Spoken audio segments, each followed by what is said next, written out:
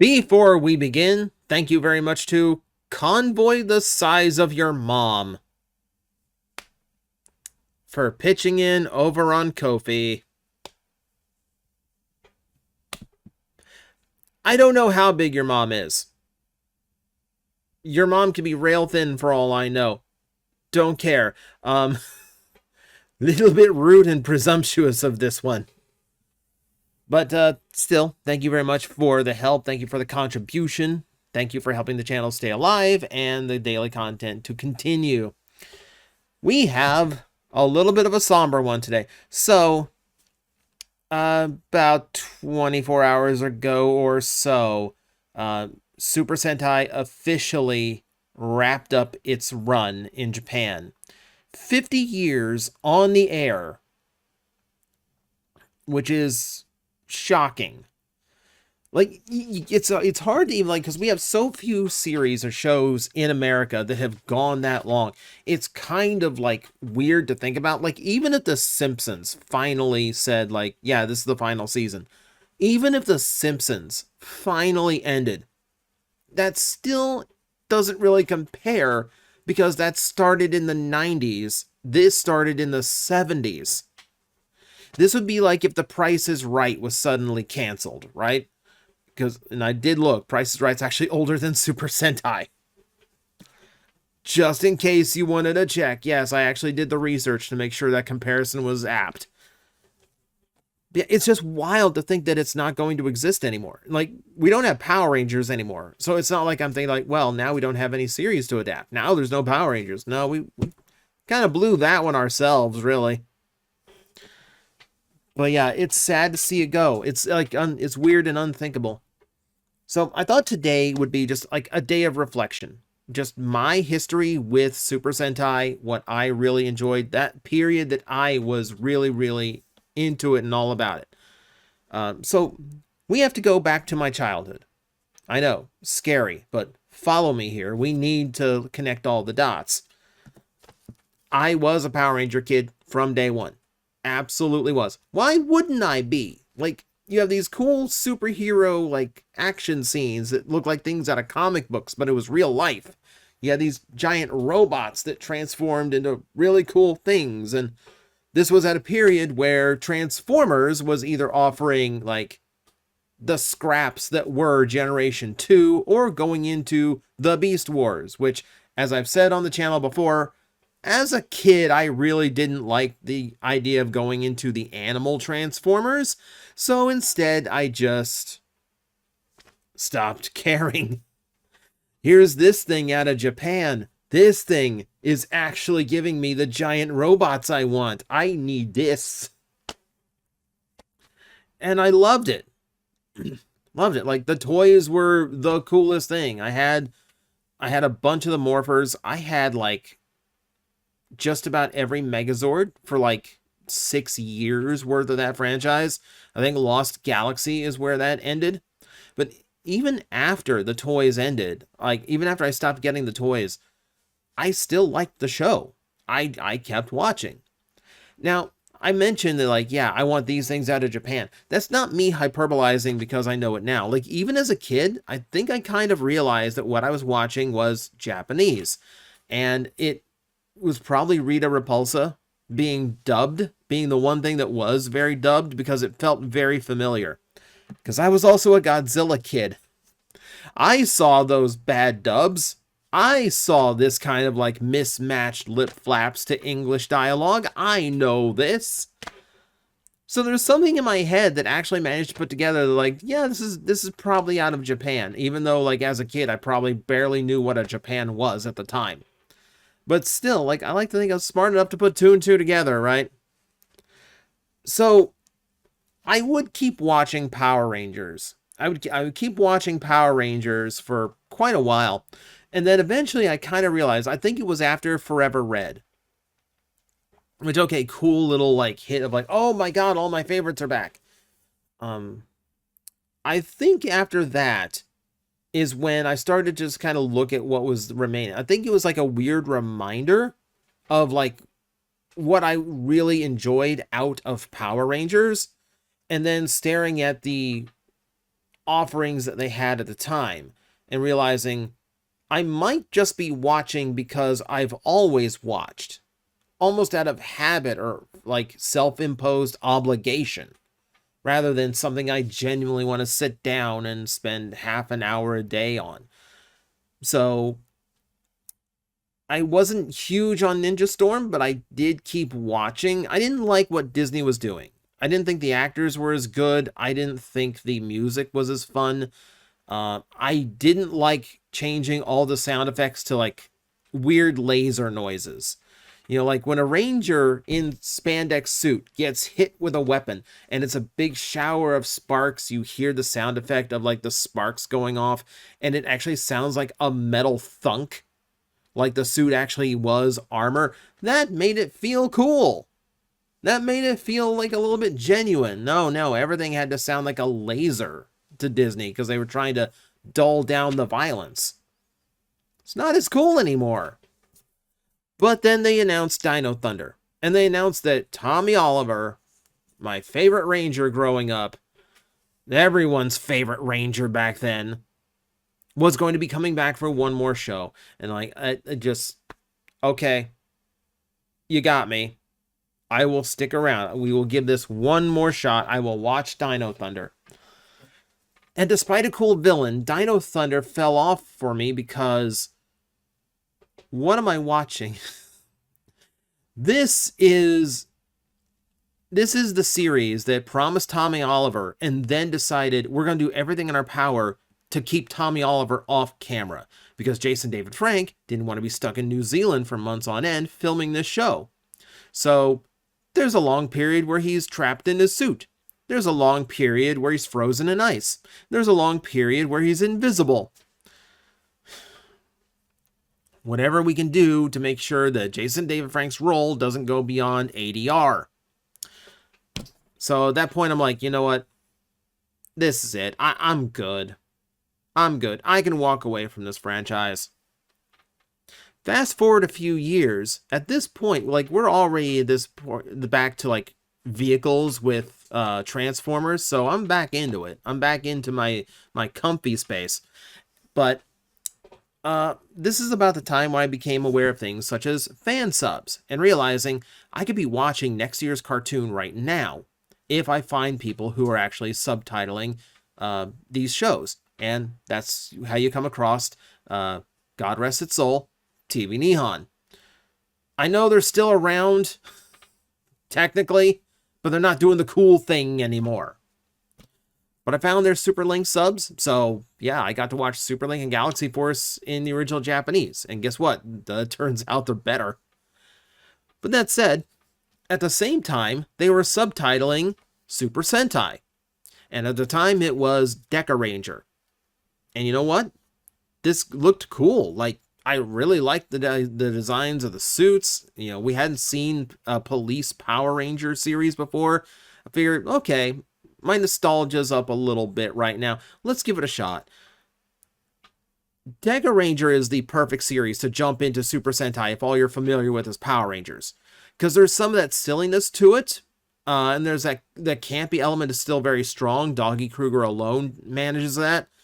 But there's also an episode about illegal underground pit fighting where the Blue Ranger is beaten up and bloodied. And you go like, oh, that's not Power Rangers, is it? No, that is not. This is Super Sentai. Welcome to the jungle. It was great. Like, it felt like it felt like I was like coming home, right? Like back in my comfy space. But now it had like matured a little bit because they tell more mature stories in Japan, even in a kid's show. So yeah, I was on the Super Sentai bandwagon now and I watched for years. I learned my favorite one that ended up becoming Bokenger. I love the characters. I love the designs. I love that the Megazords, for lack of better words, were like really, really special in how they combined with each other.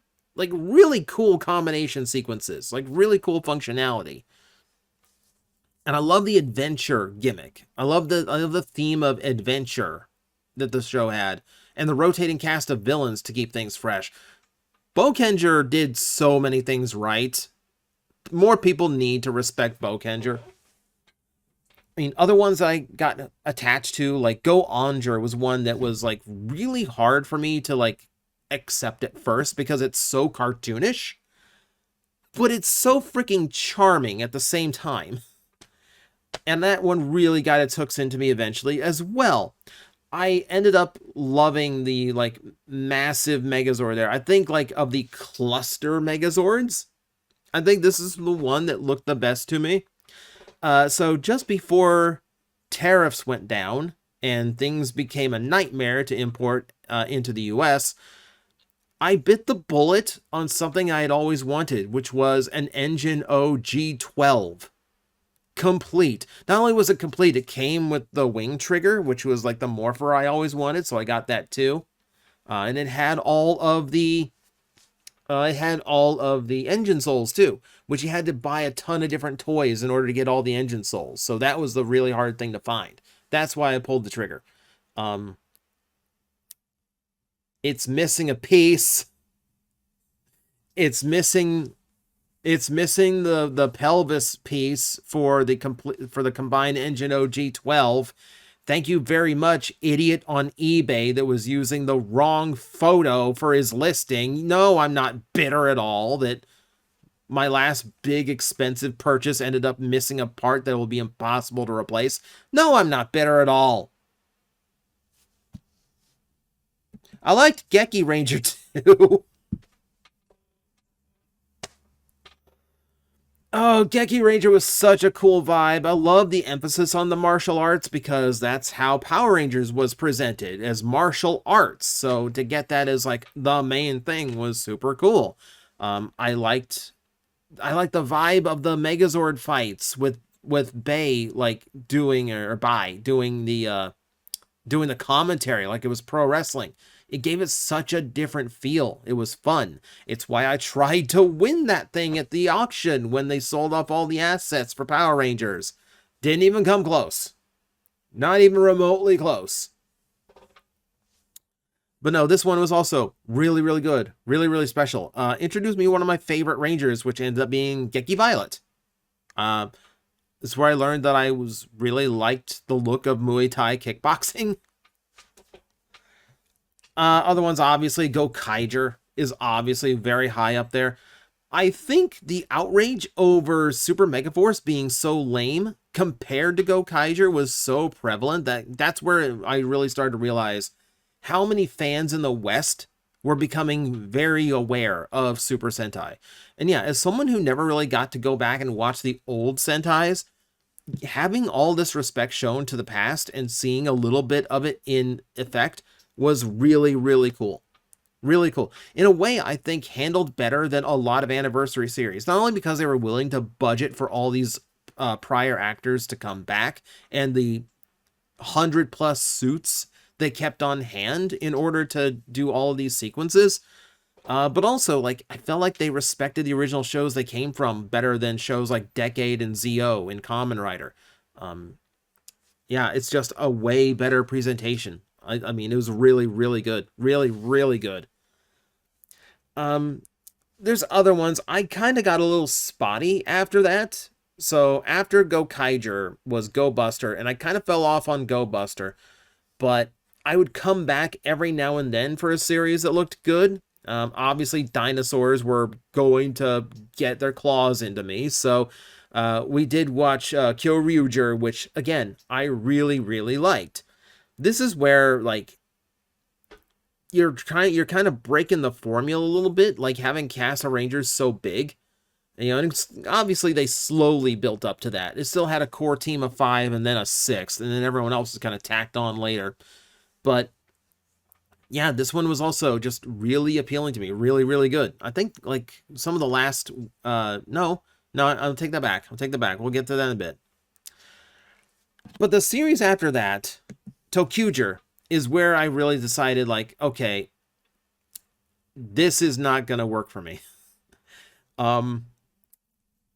TJOmega, I really didn't like the suit design. I didn't like the vibe of the series. It was cartoonish like Go Onger was, but not nearly as endearing to me. Like I gave it a chance and it just did not grow on me. And after that, I just kind of started like dipping my toes. I'd watch the first few episodes of a Sentai, but it never really did anything for me, so I never really kept going with them. I kind of learned that I was just getting tired of the Super Sentai format and formula. It felt like a lot of shows were, putting on a fresh coat of paint, but were basically the same. The Rangers would have some kind of little like drama to start the episode. They'd get into one fight with the monster of the week, and then the monster would escape. You'd get back to the little like civilian drama. You'd have the big fight at the end where they put all their weapons, where they solve their problem, put a big weapon together, blast the monster, and then the big enemy go, oh, wait, no. Once more now, makes the monster grow big, gets the Zords out, Zord blows up the monster again, and then wrap up the main story for the week. Lather, rinse, repeat for 50 years apparently. I got tired of it. It was running the same way every single time, and it was disheartening. It was discouraging. Like I felt like I wasn't getting anything out of it anymore. So, with the exception of Q Ranger, I was basically done. Q Ranger is again a formula break I really, really liked. I liked the cast of characters. I mean, like, some of them were so. You have characters who have like a really interesting story to them. Sasori Orange, and then ones that were really fun. Tenbin Gold, really fun and interesting characters. I loved this one, and starting with 9 Rangers and moving up to 12 was crazy. Yeah, Lucky didn't get on my nerves like he did everybody else. Don't know why. I don't know, skill issue. But it really was just kind of done after that. Again, I would try out a few episodes. Didn't grab me. Didn't watch. I was sick of the formula. And some of the other change-ups to the formula, like Lupin versus Pat, didn't really cut it for me either. So I moved off of those. And for anyone asking, no, like anything like prior to Deca Ranger never really like caught my interest either. Like I don't know if it was like the older cinematography or the fact that I had seen so much of it as Power Rangers already. It just didn't hook me in. Like even going back and trying to watch Jew Ranger to see what I missed, nothing beyond that really got me. Maybe Die Ranger for a little bit to see like that lost season. But that said, this is the man. This is the man. You do not mess with Big One. Big One will mess with you. Big One is when Big One takes the field, the fight ends. He's just that good. And yeah, I love his antics. I loved Big One's antics. So we move ahead and we move on to what ended up being the final Super Sentai. And this one, I meant to give a shot. Gojuger, I meant to give a chance to because I love the suit designs. It felt like, hey, what if we gave everyone Green Ranger armor? What if we did that? I love the concept of the series of like, well, it comes from a writer who said, well, no Super Sentai member can stand up to a common writer in a fight. So what if a Super Sentai member, like what if it was a Super Sentai where everyone was comparable to a common writer?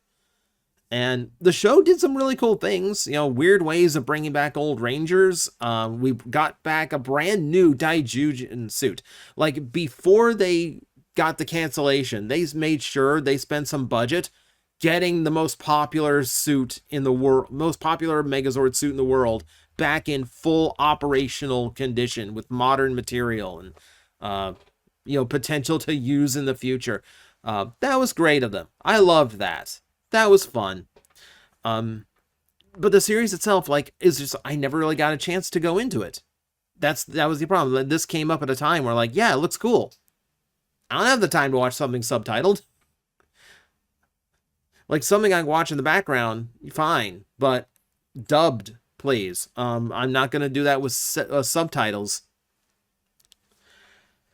And then this turned out to me, like, it's sad to me that, like, such a great franchise that lasted for so long went out on such a weird note. Like, aside from just the reaction to the show itself, like I went to look at some like the reactions to like how it ended, and like a lot of people were disappointed. A lot of people seemed like they were dissatisfied with the series. And then you had this mess. Okay, let's clear this air just once, really quick. So the original actress for Goju Unicorn, she got caught. She got caught drinking. She's underage.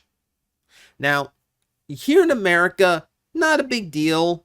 Like, like maybe like the company puts a fine on you and you go like, just don't be an idiot. Don't get caught again. You're like, geez, you're making this look bad. But generally, like, if someone's a year or two underage and they're caught drinking, like, especially a celebrity, it's not a big deal. Like, they just kind of look the other way. Who cares? Japan, it's a big deal. Japan is a big deal, because that is tied with like juvenile delinquency, that is tied with criminal behavior, because crime is taken very seriously in Japan. Any level of crime is taken seriously in Japan. So the agency basically has to fire her to save face. Like, they cannot present this like, I'm sure they would have loved just slap her on the wrist, issue her a fine and go, don't do that again. But they have to show that they are like genuinely regretful that this situation happened and that they are very serious about their rules being adhered to. So she gets fired from her agency. And without an agency, Toei literally has no way of hiring her to continue the role. They don't hire them themselves. They have to go through agencies. It was described to me in a way that made it sound like they legally had to hire cast that were on agencies. I don't know if that's true or not, or if it's just like contractual things that Toei needs. Either way, without an agency, they were cooked. So that's how that mess ended up. And that mess meant swapping out the actress at the last minute, cutting the characters' storylines completely. Weird situations, like a lot of green screen to cover up her the previous actress's roles that she had already filmed. And like the final roll call, the tradition of a Sentai for the final roll call before the last fight is helmetless, to see the actual actor in the ranger suit. And we couldn't do it this time. It's 4 of them standing there, and then Goju Unicorn's just there in her helmet. It's such a bad situation. It's so dumb. I understand why, but it's also really dumb. So, like, Super Sentai, a 50-year-old franchise, spawned one of the biggest kids show franchises in the history of the world. And it goes out on a complete whimper. And that's such a letdown. That's such a letdown. If anything, I feel like that's going to fuel Toei to actually come back firing when Super Sentai's ready to go again. Because they absolutely will do Super Sentai again. It desperately needs this hiatus to just refresh its batteries. Give people a chance to miss it. Come up with something completely fresh and new. Identify the real problems with the formula. Is it that the toys suck? Well, okay. Yeah, I think Goju's toys sucked. Maybe it's like the formula is too strict. Maybe we shouldn't be repeating the same like series of events in every episode. Maybe we're relying too much on anniversary seasons. Maybe there's a lot of reasons. And now they have the time to analyze that and come up with something completely fresh and new. We're not completely done. We're not completely done because we do have the Versus movie coming up. So we're going to get one little note. We're going to get that one last hit of this franchise in March before it's completely over with. And then we will see what Super Sentai does after that. And hopefully when it comes back strong. And now we have Gavon instead. I'm not really happy that Gavon got the handoff. The other Sentai tradition of the handoff from the previous Red Ranger to the new one. I don't like the fact that that was cut short. I don't like that they didn't even do like a proper handoff because Goju Wolf wasn't there. They just kind of had Gavon show up in the midst of like the rings from the series and just go, I'm here now, let's go. Which is a really lame thing to do. I wanted Goju Wolf to walk into that like red fog room that they always do the handoff in. I wanted him to walk into that room and look around. There's no new Red Ranger, but walking through the fog is Aka Ranger, the original Red Ranger. You know, and he like puts his hand on his shoulder, nods to him, "You did good," and then directs him over to come with him back into the smoke, and the two walk off together, vanish in the red mist, and then just leave the area empty. Little poignant little finale moment. But that really does put like a hard cap on it. And they don't want to do a hard cap on it. You know, like someday when they like post like someday in the future, Toei is going to post a teaser trailer for some new project. And the visual is just going to be that blank black room that's going to fill up with red smoke. And then Goju Wolf is going to walk out, you know, and just, you know, and this, when the camera pans up to show you who it is, he's just going to like handshake someone who's off screen and just go like, "Yep, it's time to do it again." My hopes anyway. But yeah, that's basically my history with Super Sentai. It's bittersweet. Like, I wish I could have kept up with it. I wish it still appealed to me the way it did, but you know, I still hold that period that I was really into it. I still hold very, very fondly. Like, I love going back and watching like the first time, you know, Engino G12 is built. The first time Ultimate Daiboken shows up. You know, like the appearance of the 6th Rangers. There's a lot of little things I like really hold on to. You know, and still very much a fan. I'm just kind of like, I feel like I'm just in the same boat as a lot of those kids in Japan. Just kind of tired of what it was doing and wanting it to do more and new. So now we sit back and wait to see when they get around to that. So here's the mission. Here's the assignment for the day. In the comment section below, leave me your favorite Super Sentai memory. Your favorite moment, your favorite Ranger, it can be anything. Let's just enjoy some good memories for a franchise that, you know, championed so many generations of kids. And hopefully it won't be too long before we see them again. But that'll do it for me today. Thank you very much for watching. I will see you next time. Hello everyone, I am Astral Agent Magnetar, a Tokusatsu VTuber, and I am streaming 4 times a week over on Twitch, Monday, Tuesday, and Wednesday afternoons, and a special late night one on late Friday/early Saturday. So come watch, come hang out, and let's make an impact together.